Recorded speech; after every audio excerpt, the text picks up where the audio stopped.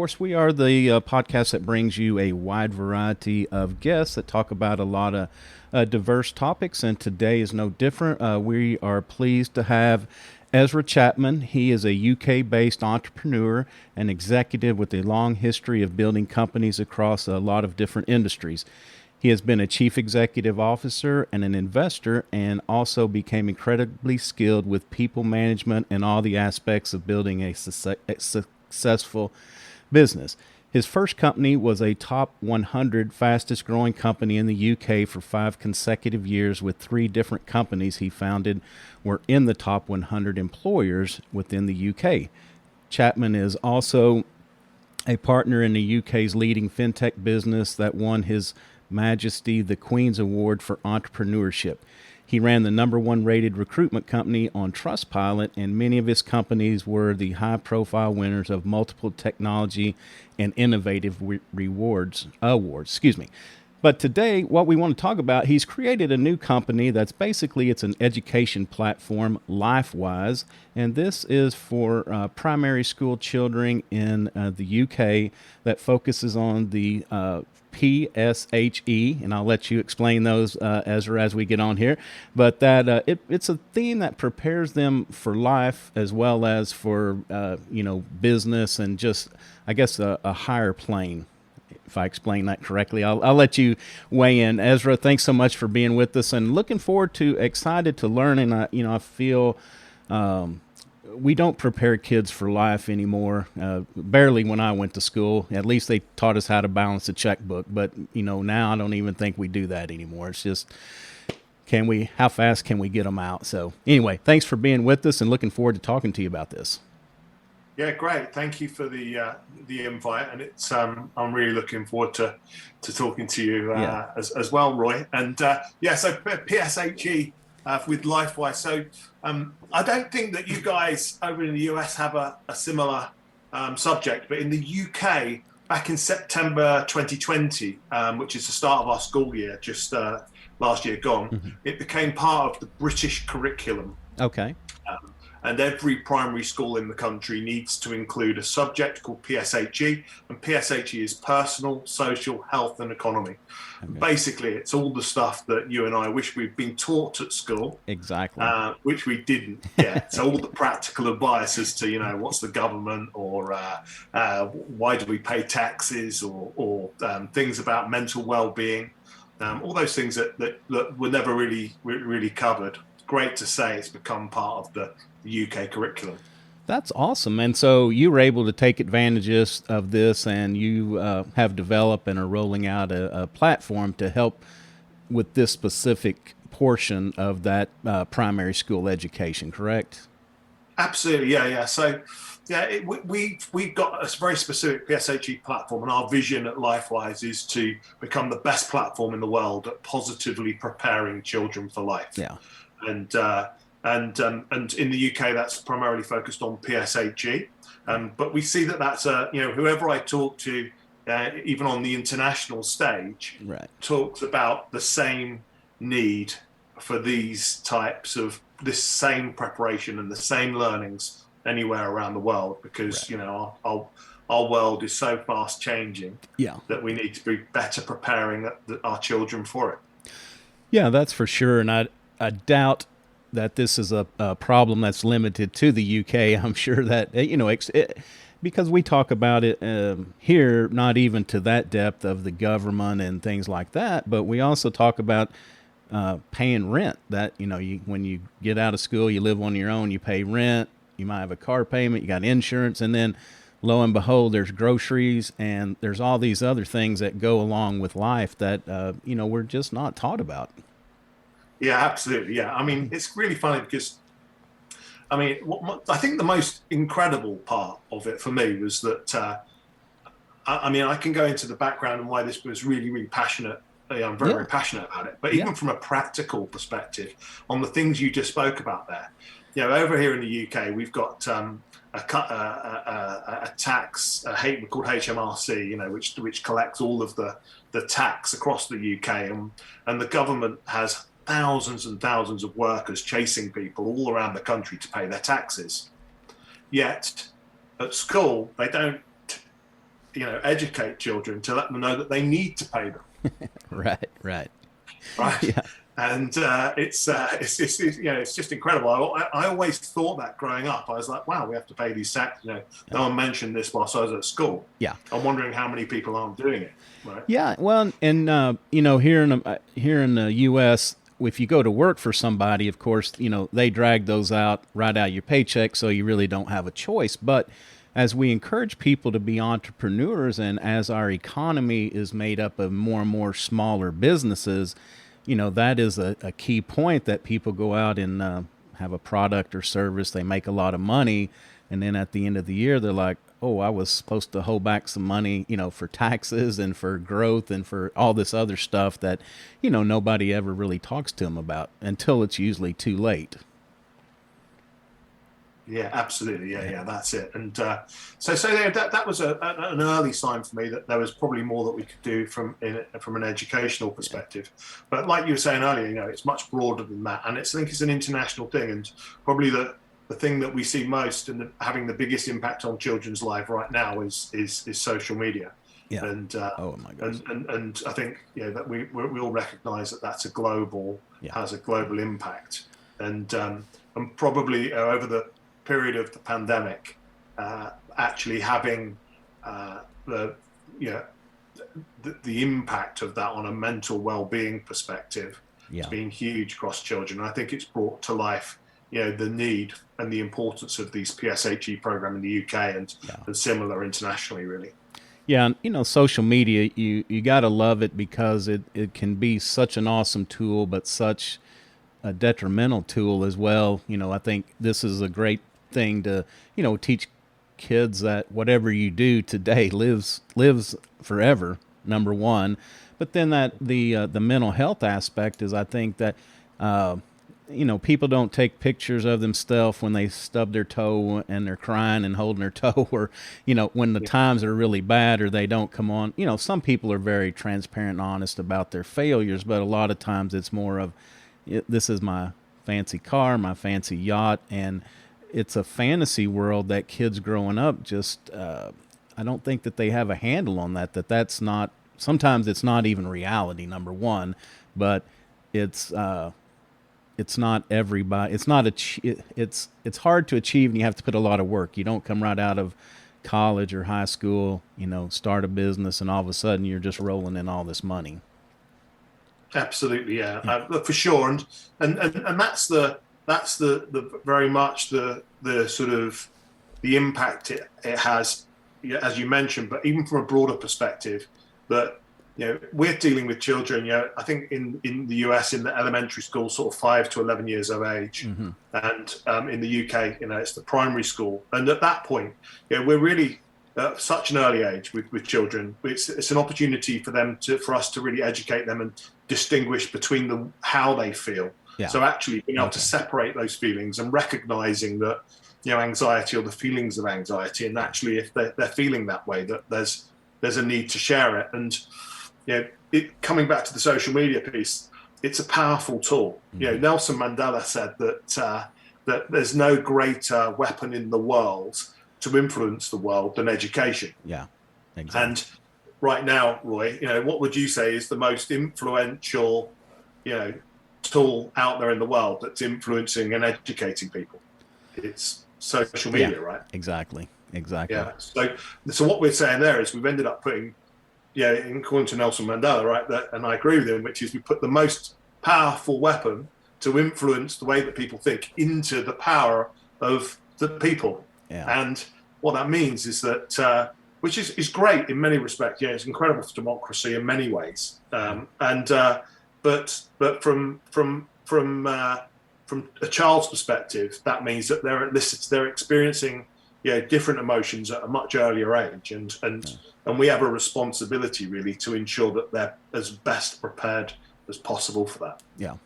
So now, was the PSHE, is this an effort that the government came up with, or is this kind of like was the business community and the community at large, were they kind of forcing this issue to push into this, or how did this come about? Yeah, it's come from different angles. So PSHE has actually been been running in schools as an additional topic, as it were, for a whole series, for a whole period of time, and there have been loads of people lobbying for it to become part of the curriculum. And we're delighted to say that, as of September last year, it's become part of the British curriculum. And I think that I think the pandemic has really only heightened the importance of it. Yeah. So is this something, just for my clarification, is this something that's taught during the day that the actual school administers, or is this something that they kind of are expected to do on their own and complete it and just, maybe test out of it? No, absolutely. When it becomes part of the curriculum in the school, there are a series of outcomes that our schools regulator, Ofsted here, expect each school to deliver for each child. So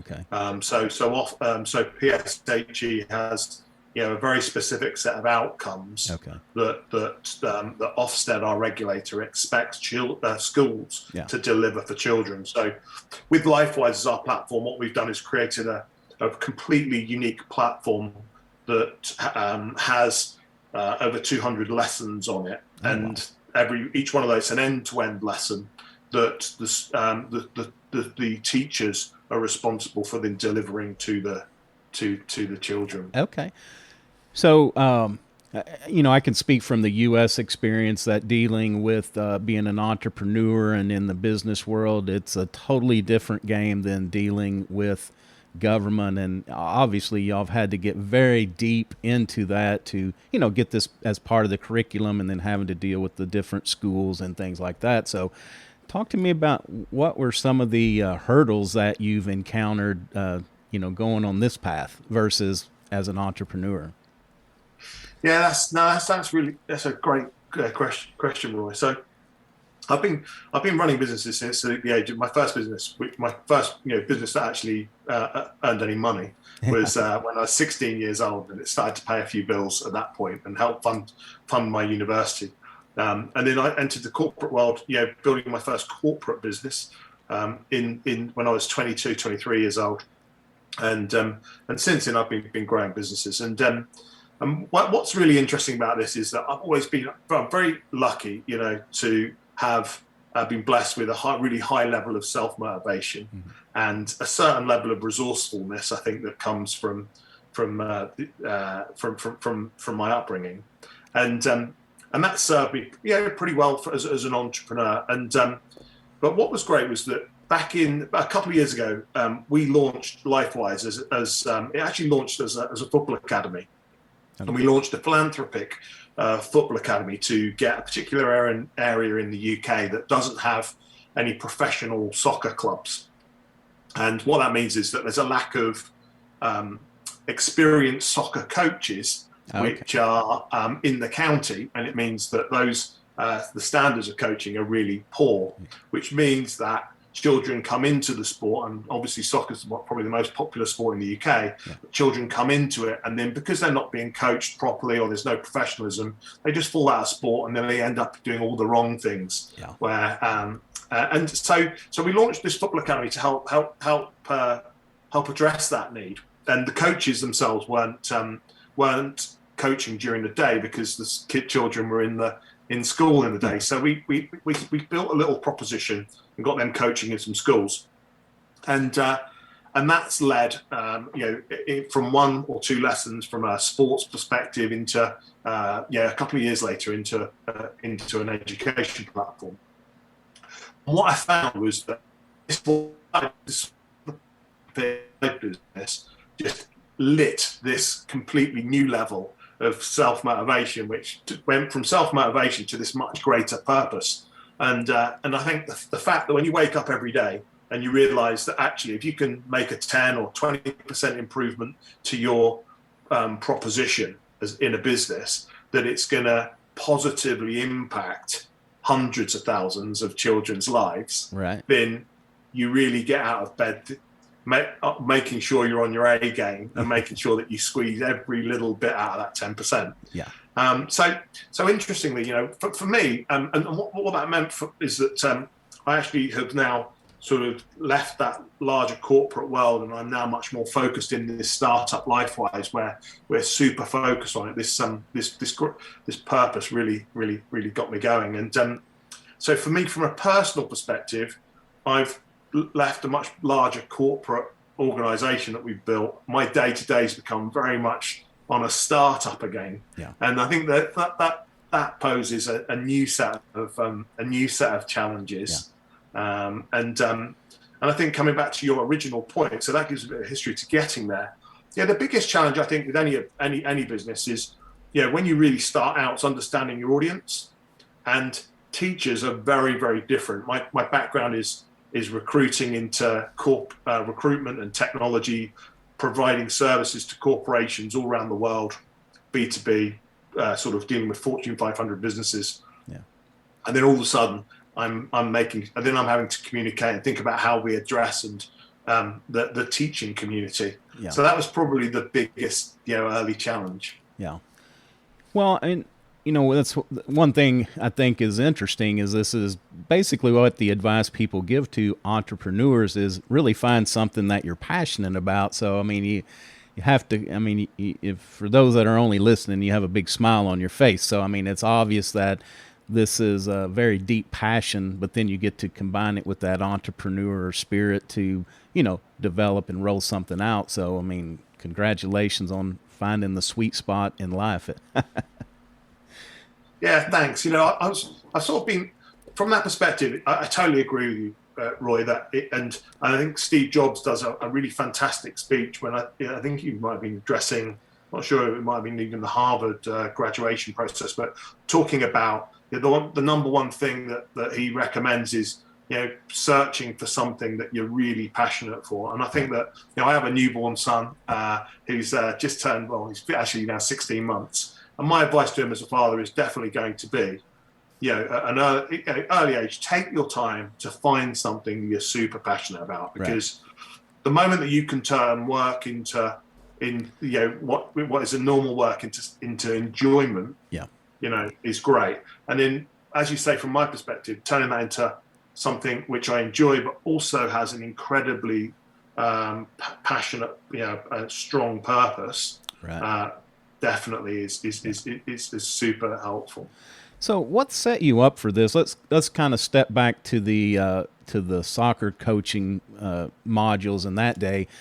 Did you just realize that there was just a need, for, I guess, probably more in the outlying areas where there just weren't the available of the soccer coaches were, because same here in the U.S. is like, we have soccer, baseball, football, all these sports. But at the youth level, at the very beginning level, they draft dads out of the bleachers to, whoever has the time to coach. And, some of us, even though we've played, we don't have the ability to coach somebody else. And then, like you said, kids get discouraged, so they leave the sport altogether. So is that just something that you recognized? Did somebody come to you and say, hey, this is a problem that we've got. Can you help me solve it? Do you know what? It's an interesting story, actually. So my hometown, a very small village down in Cornwall in the southwest of the UK. And I moved back there for 6 months to spend some time with my father. And the local football team, which probably had about 20 or 30 spectators, had all of my old friends, which I hadn't seen since I'd moved to London. And whilst I was down there, I helped them restructure their committee. And a couple of years later, I sort of watched what they were doing, and from that restructure, they got some success.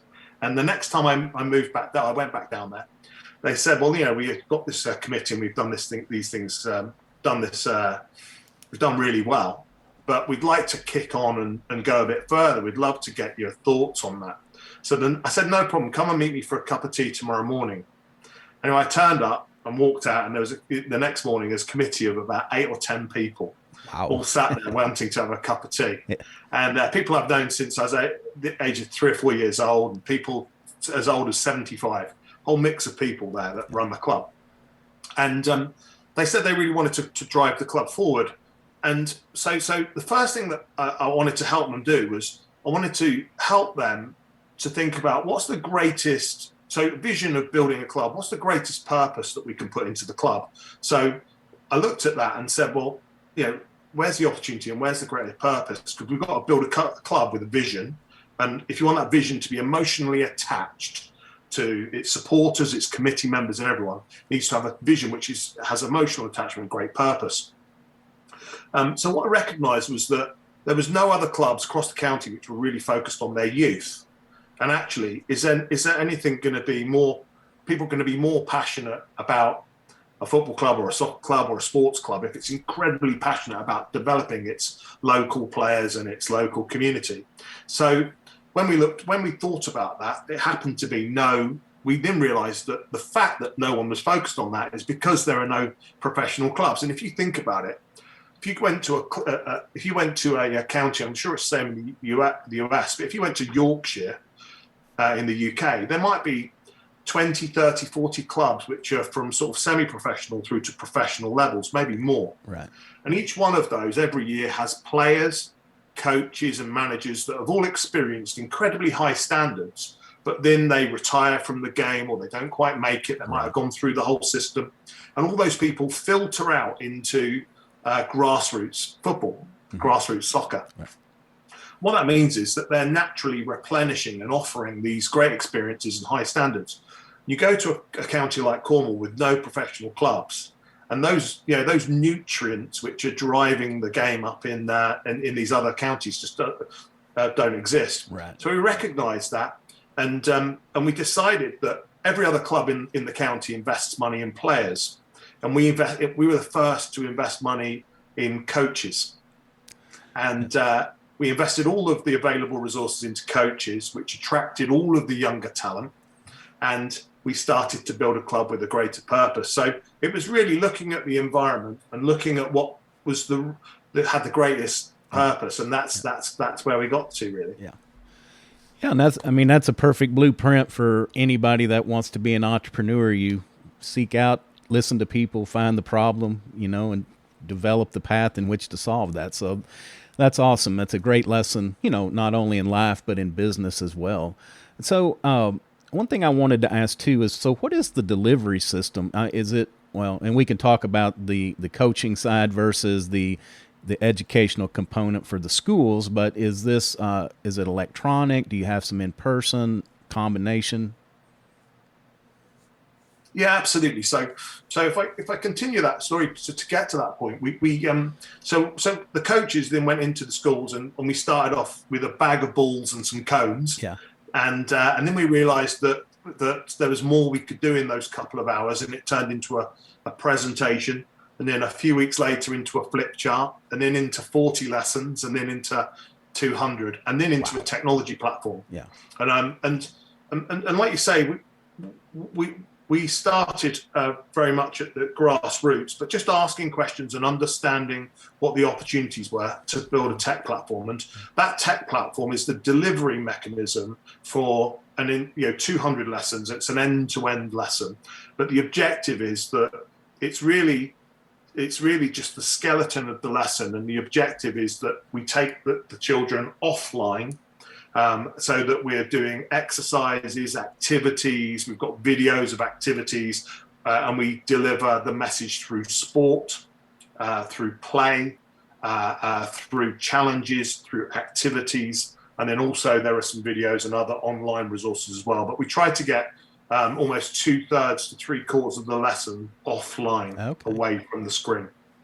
Yeah, that's awesome. And it's engaging. I wasn't as a youngster, I probably wasn't the best student because I was bored and would rather be out. But if you could take my lesson and put it out on the ball field, I would be much more amenable to learning that for sure. So, absolutely, yeah, we're all different learning types. That's right. You're right, and that's what we realised.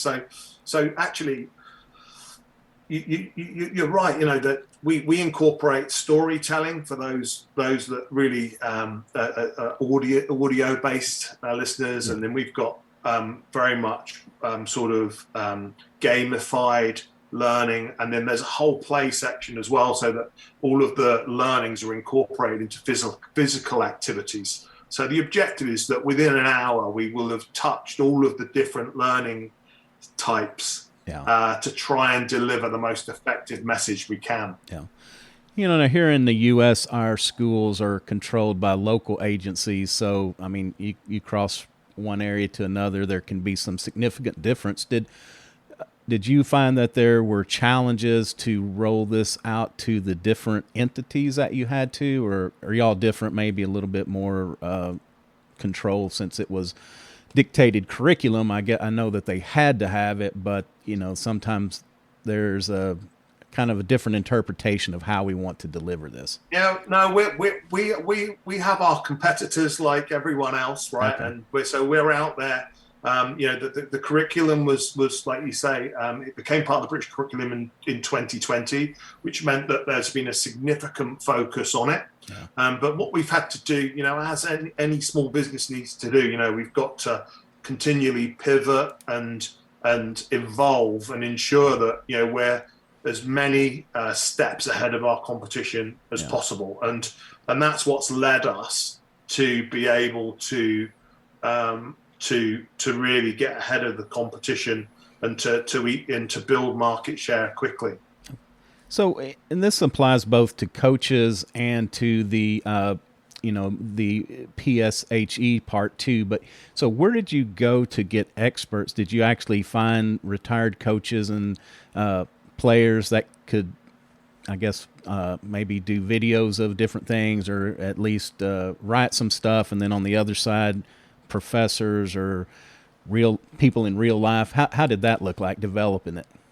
Yeah. So that was great fun, actually. So, and it sort of served its purpose because we evolved from the sports field, from a bag of balls and cones into this tech platform. It's quite a gradual process. Okay. But what we've done is,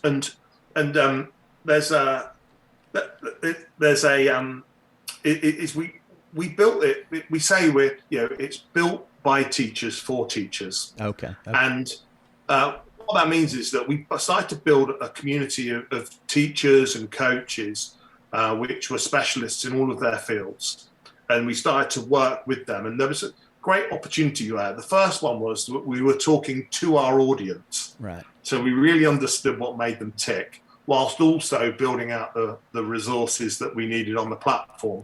And I think that it's interesting. I'm a massive believer in principles and values-based leadership.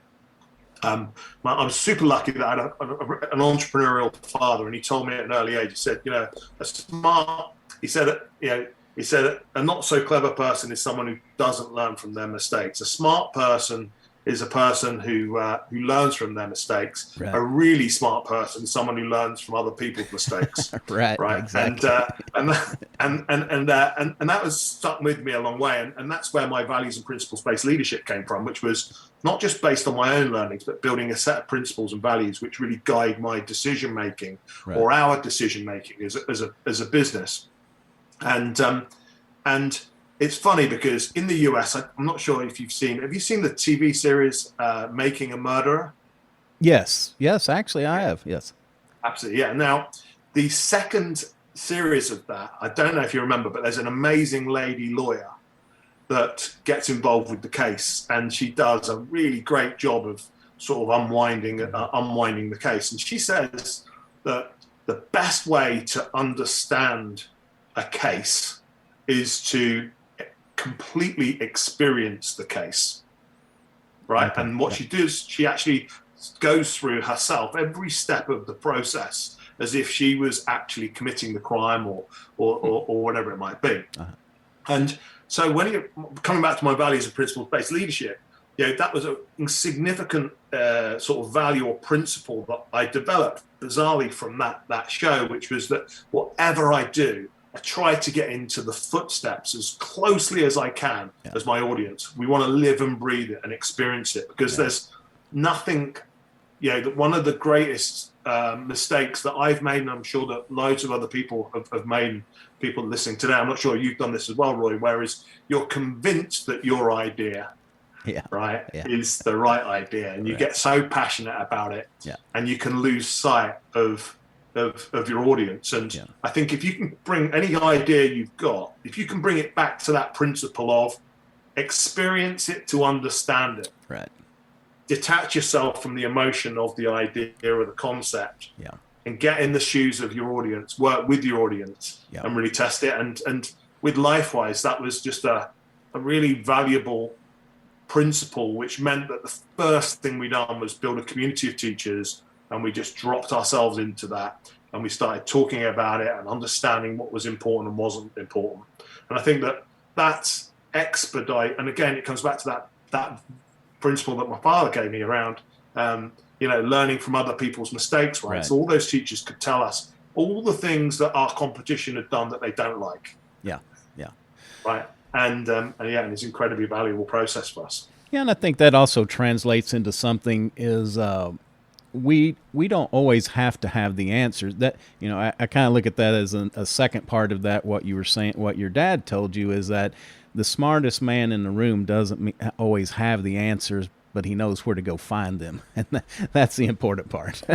Amazing, yeah, absolutely, yeah, for sure. And that's also bizarrely that comes back to that's an incredibly powerful principle you talk about there, Roy. And I'll ask you in a second where you've got that from, because I'm sure there's someone or some way you've learned about that. But there's not.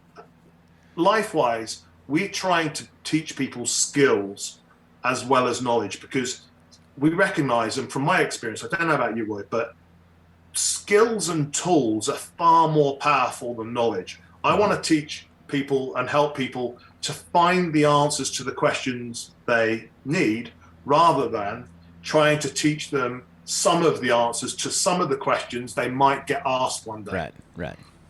Yeah, and I just, I guess I picked that up from being around sales for so long, is that, you see people that struggle because if you ask me a question about my product or service and I don't know the answer, I may feed you a line of BS just to make you be quiet or make you think that I know what I'm talking about. But if you look at really successful ones, they are not scared to say, you know what, I don't have this answer, but I can definitely get it for you. And I have so much more respect for that.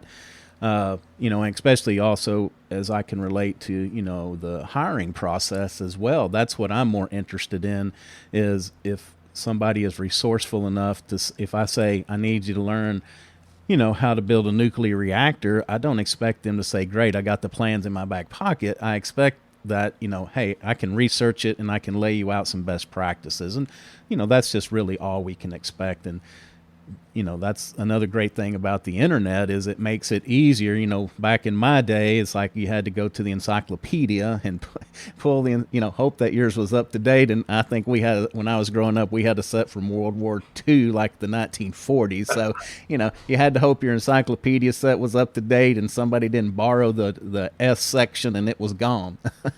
Yeah, absolutely. Yeah. Coming back to your point there, though, Roy, but another point which was around hiring, and what you've just said there, I'm also a huge believer in. I don't know about your experiences in this, but from a hiring perspective,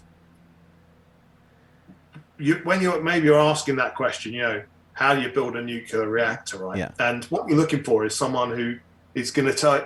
For me, it's about how they deal with that question, as opposed to the answers they give, the knowledge they share. And I think that's a really important part from a hiring perspective. That what you should be looking about is how people go about, is learning from how people demonstrate what skills or tools they have to achieve the objectives that you're giving them, rather than do they have the answers to the questions you're asking. Yeah. And it comes back to that same thing you're talking about, which is, having the ability to get the answers rather than just have them. Yeah.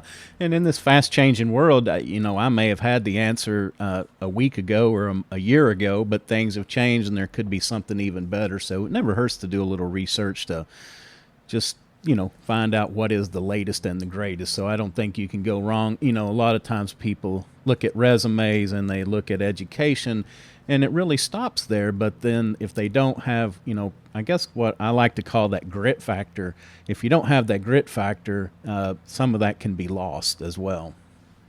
Yeah, 100%. And what's interesting there is that over the years we've built a whole series of different. You referred to them earlier, recruitment and services businesses, and those businesses they were global businesses across from all the way from the Philippines right the way through the UK, Europe, into the US. But they're all sales-led businesses. Mm-hmm. And I don't know about yourself, but one of the most difficult people to hire is salespeople. Yes. Right. Yes. It's a real, and you referred to it. It's a real challenge.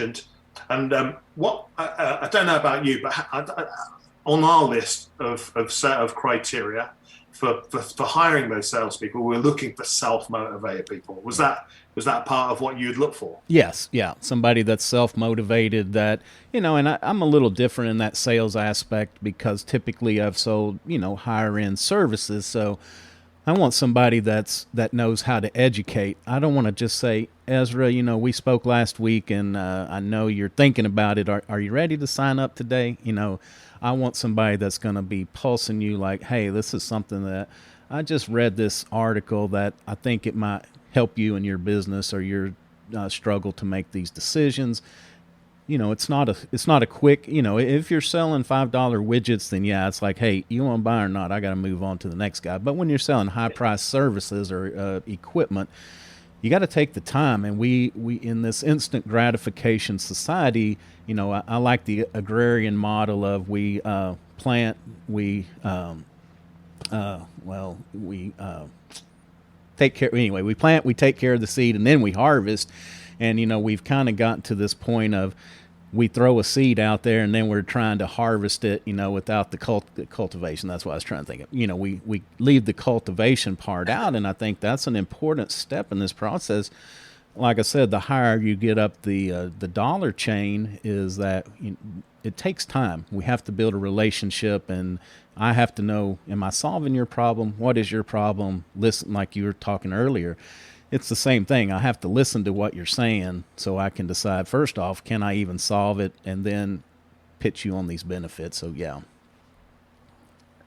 Absolutely, yeah. Curiosity's got to be one of the greatest character traits that I think most successful people have, really. Yeah. And that curiosity around, continually questioning. But coming back to your point earlier about grit, when you're hiring people, you're looking for that grit. Mm-hmm. We have the same thing with that sort of high levels of self-motivation.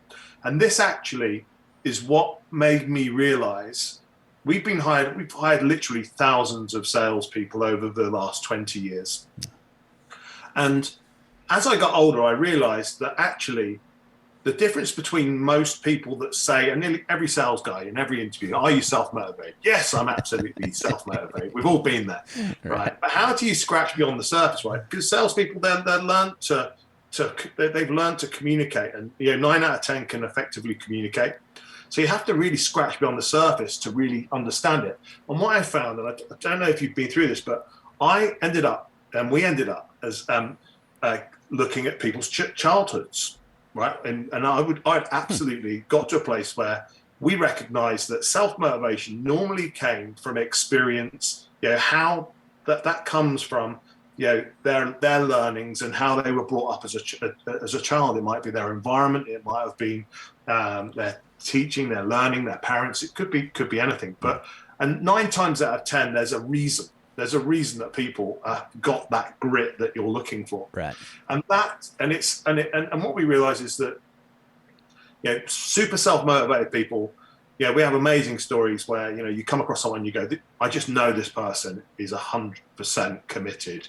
They are so determined. Yeah. Tell me about your childhood, and then they'll be, well, my father, he's really successful. Then he lost everything, and then we had to, at the age of 11 years old, I was in my garage and I was rebuilding these. He was going to sell these widgets, and me and my brother and my mum, we had to, when we got back from school, for 4 hours every night, build the widgets, and we done that. And then eventually he got back on his feet, and you go, right, there you go. That's you really knew what it takes, what it's like to fail, and also what it takes to succeed. And it's that experience which made us realize the huge opportunity that we have with Lifewise to positively prepare children for life. And actually, there's so much more, there's so much more we can do to positively influence the outcomes and prepare children for life. But it's at that age, the developmental brain, the process is 90% done by the time they're 5 years old. Yeah. Right. So. No, and that's an interesting thought on the recruitment about asking about childhood. I'm going to remember that for future. But yeah, you're right. I think that's the great thing about this plan for Lifewise is reaching these children at such a young age because, like you said, so many times habits, thoughts, things are already formed. By the time you can reach out in like in the business world, by the time we can reach them when they're in their 20s, it's usually sometimes it's too late by then. Absolutely, yeah. And come back to Nelson Mandela's speech. You'll hear me continually referring back to these principles from other people. But what he says is that there's no greater way to affect the world than through education. And for sure, when my 16-month-old son is frowning. Yeah, it looks like we zoomed out there for a minute. As finish your thought for me. You were saying your 16-month-old son, and that's where we kind of I was saying that. We were talking about positively influencing children at a young age, and I said when your 16-month-old child, 16-month-old child, literally frowns at you for your behaviour, then you realise that they're smarter than you think they are. Exactly. Well, I guess that little bleep means we're probably running late on time. I know. I appreciate you giving me so much extra time. This is so not only interesting about Lifewise and that concept and how it developed, but also just your thoughts on the entrepreneurial business and recruiting world. So I certainly do appreciate that. No problem. Thank you. It's been a real pleasure to talk to you. Yeah. And so if you don't mind, tell everybody if, number one, how can they reach out if they want to talk to you? But if they want to check out Lifewise, how can they do that as well? Yeah, no problem. So you can find me on LinkedIn as Ezra Chapman. You can also email me and ezra@lifewise.co.uk. Okay, great. Well, thanks so much. That's going to do it for another episode of the Business of Business podcast. Of course, I am Roy, your host, and you can find us at www.thebusinessofbusinesspodcast.com. We are on all the major social media networks as well as all the major podcast platforms, iTunes, Stitcher, Google, Spotify. If we're not on one that you listen to, please reach out. I'll be glad to add. Till next time, take care of yourself and take care of your business.